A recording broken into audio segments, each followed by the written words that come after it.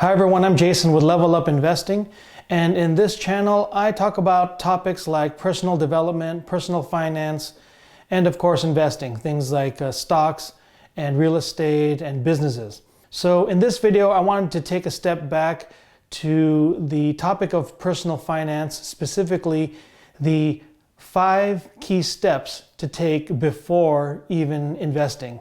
So I'd like to draw on some experience that my wife and I have had since even before we started investing about 10 years ago.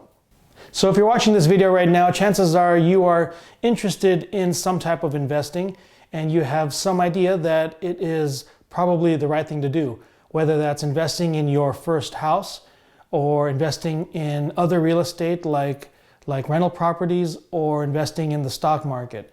So I wanted to take a step back here. Let's go over the 5 steps that you should take and check these boxes off before you actually start investing. This is based on our experience. So the first key step is what I like to call family first.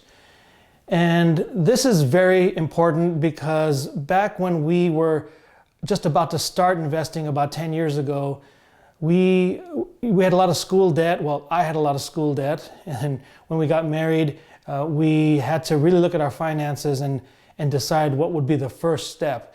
And early on, we decided that we have to make sure that we have food covered, that we have our own housing covered.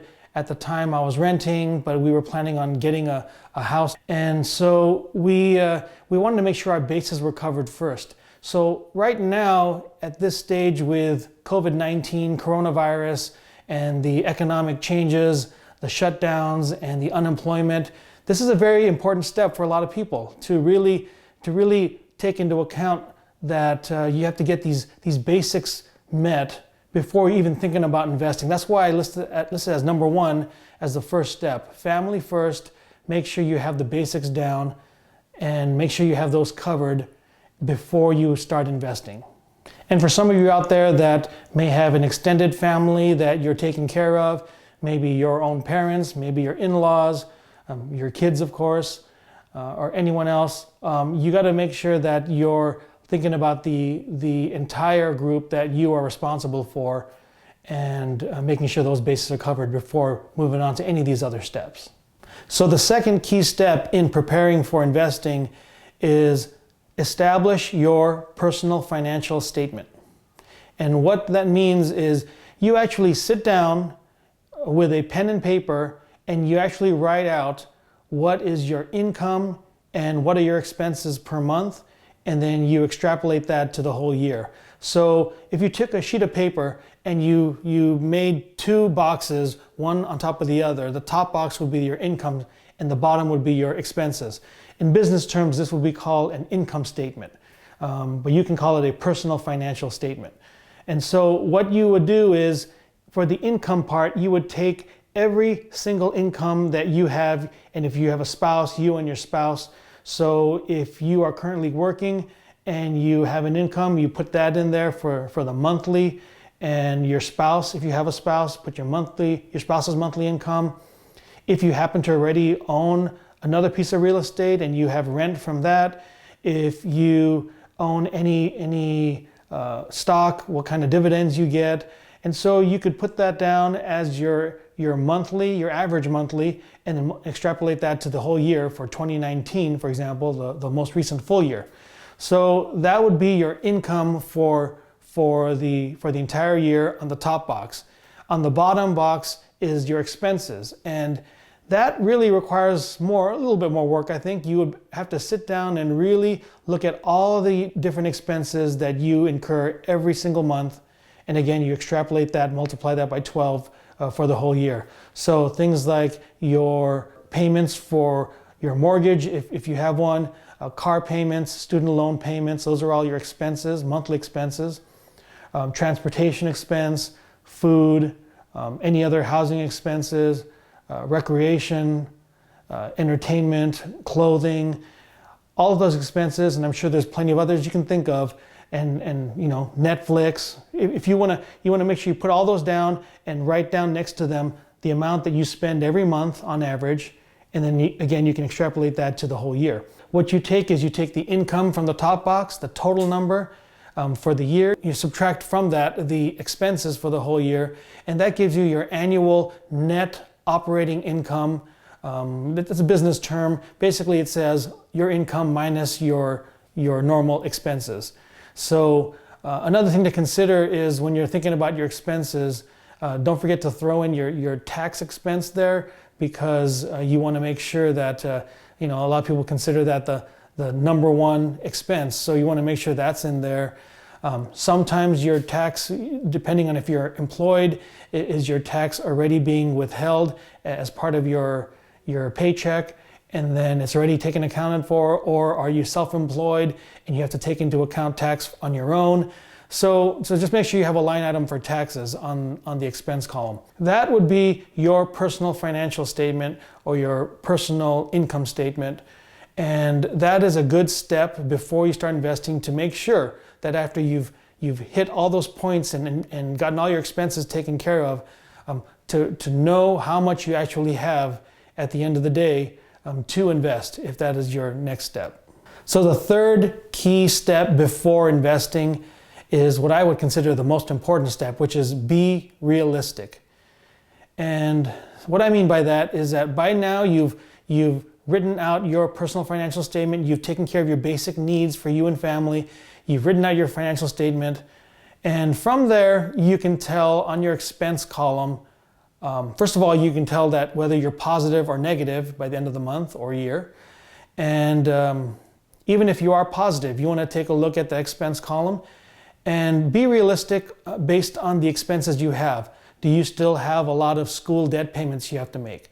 Do you already have a mortgage? And is that taking a big chunk of your income away? Do you have a lot of other expenses, utilities, maybe some things that you're paying for that you don't necessarily need, maybe things you can change, things like that, lifestyle changes that you can still make. The idea is that you want to be very realistic about actually investing. For example, if you own your own home or you have a mortgage on that home, is it really realistic at this point to look into buying a rental property? So give you ourselves an example. When we came to this town, we bought our first house and we were in a position to actually pay for it in cash. And we bought a foreclosed property, and that worked out really well. I'll probably do a video on that at some point. But it was a foreclosed property, and because we were able to pay in cash, that knocked out a huge expense, a mortgage expense every month. So all we really pay for that property is property tax and insurance. And our tenant is actually paying for it because we have a tenant in there now. So we were being very realistic about it. We had a property that was positively cash flowing, so we felt it was appropriate for us to go ahead and get another rental property, and then we got another one after that and after that. So we were very realistic. You have to be very realistic if that's not the case for you. It may be that investing is not an option for you for the next 6 months or year. And so being very realistic is key in the beginning, because that could really help prevent you from getting into a bind later on. You want to make sure you're doing things when you have a good, solid cushion of finances to be able to handle anything that comes up later on. Then the next key step is to self-educate. So a lot of people, I think, are like me, didn't really learn a lot of this stuff in school, had to learn it from some smart people, some mentors, and the more you start looking for this information, you will find it. So to self-educate in these topics is crucial, because you really want to know as much as you can before you start investing, whether it's in the stock market, real estate, or owning your own business, or investing in someone else's business. So self-education, you can obtain that through the YouTube channels like mine and many other good channels out there. You could get books out there. You could go to the library and find books. If you're like me, I kind of like to have the book myself, so I used to get a lot of them in paperback. I used to order them from Amazon, but then I found that if I got it through Kindle, then I get it electronically, and it was a lot cheaper.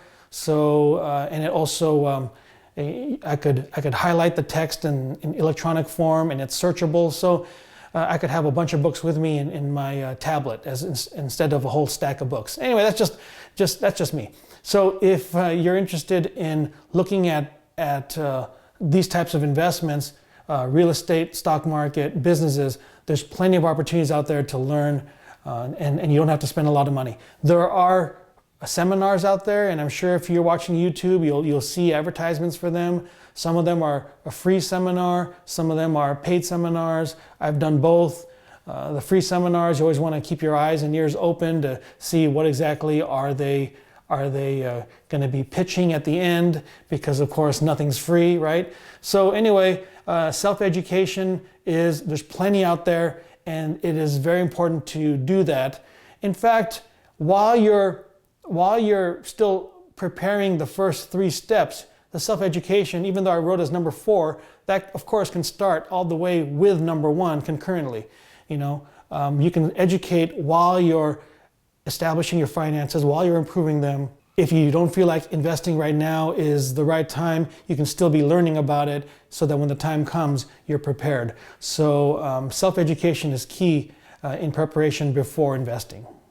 And the 5th key step with preparing for investing is a phrase that I got from working with contractors, and that is measure twice, cut once. So what does that mean? That means that before they do something major, they will evaluate what they're going to do, they'll measure it out, they'll measure it again, they'll break out the laser level, they'll do all sorts of stuff, and then they'll go over to what they need to do, and then do it, and then get it done right that first time. So for example, if you were deciding to renovate a rental property and you wanted to put in a granite countertop in the kitchen, then your contractor, the smart contractor, and the experienced one will measure out the space, the countertop space. They'll measure it out again, and probably a 3rd time, maybe get their friend to do it themselves, and just kind of make sure they get it right. Do all of that and really feel comfortable with it before they take that granite slab over to the laser cutter, and then do that, get it cut, and then it's the point of no return. So again, measure twice, cut once. So that's the same thinking that I do and I'd recommend when it comes to investing. If you're going to be purchasing an asset like a stock or a piece of real estate, then you want to be looking at all the numbers. You want to be reviewing the numbers, making sure they're what we call penciling out right. You want to look at, for example, real estate. You want to look at what you're paying for it and what your expenses are going to be to improve it, what the value add is, what the cap rate's going to be, all those terminologies that you really need to know before you go in. And then if you're like me, you would find someone that has done it before you, more experience with you, made more mistakes than you have, and show it to them, and then they could tell you what they think. So some people have done that for me. They have looked at a deal, and then they've emailed me and said, hey, what do you think about this deal?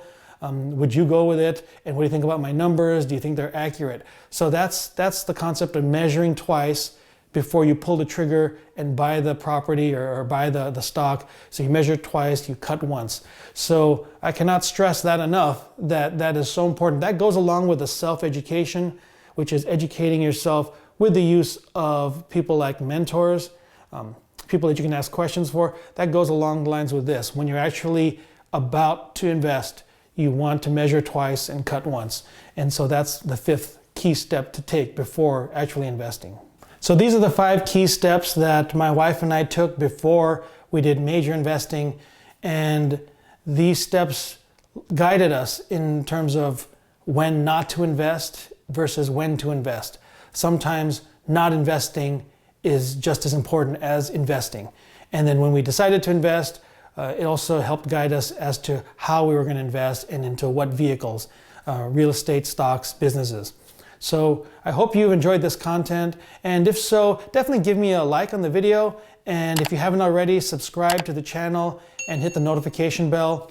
Also, if you have other steps that you think are important before investing, leave me a comment down below so that you can share that. And if if you think there are other extra steps from this list, or if you have any experience in any of these that could really benefit others, definitely leave me a comment down below, and that'd be much appreciated. So I hope you like this video, and I will see you on the next one.